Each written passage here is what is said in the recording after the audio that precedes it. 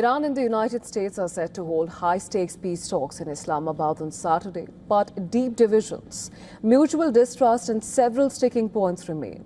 The Iranian delegation, which is led by Parliamentary Speaker Mohammad Bagher Ghalibaf, it arrived first in Pakistan's capital under heavy security, according to Iranian media.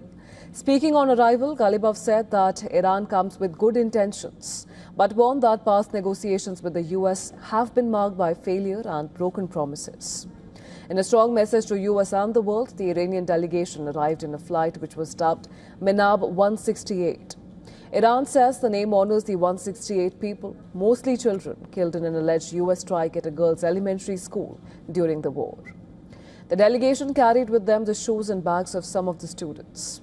Now, on the American side, Vice President J.D. Vance is leading the delegation, joined by senior figures including Jared Kushner and envoy Steve Witkoff. Ahead of the talks, Vance said that Washington is open to dialogue, but cautioned that any attempt by Iran to play the US, it would be met with a firm response. Listen to this. I think it's going to be positive. We'll, of course, see. As the President of the United States said, if the Iranians are willing to negotiate in good faith, we're certainly willing to extend the open hand. If they're going to try to play us, then they're going to find that the negotiating team is not that receptive.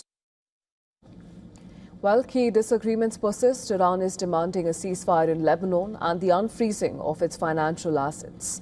These are conditions that have not yet been met. Strait of Hormuz remains another sticking point.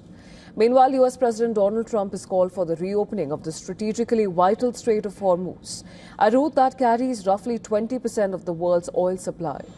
The waterway remains partially restricted, with Trump vowing that it will reopen with or without Iran's cooperation. Trump also emphasized that preventing Iran from developing nuclear weapons is the top priority of the talks. No nuclear weapon, number one. You know, I think it's already been regime change, but we never had that as a criteria. No nuclear weapon. That's 99% of it. Strait of Hormuz as well? Yeah, but that'll open up automatically. The answer is yes, but the strait will open up. If we just left, the strait's going to, otherwise they make no money. So the strait's going to open. But what we have is no nuclear weapon, but we'll open the strait anyway. Don't forget, we don't use the strait. Other countries use the strait. So we do have other countries coming up, and they'll help out, but we don't use it. It won't be easy. It won't be, I would say this, we will have that open fairly soon. Meanwhile, hostilities continue in Lebanon. Israeli airstrikes against Hezbollah targets have persisted.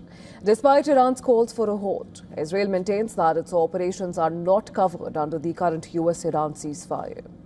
Lebanon has reported heavy casualties, with nearly 2,000 people killed in recent weeks.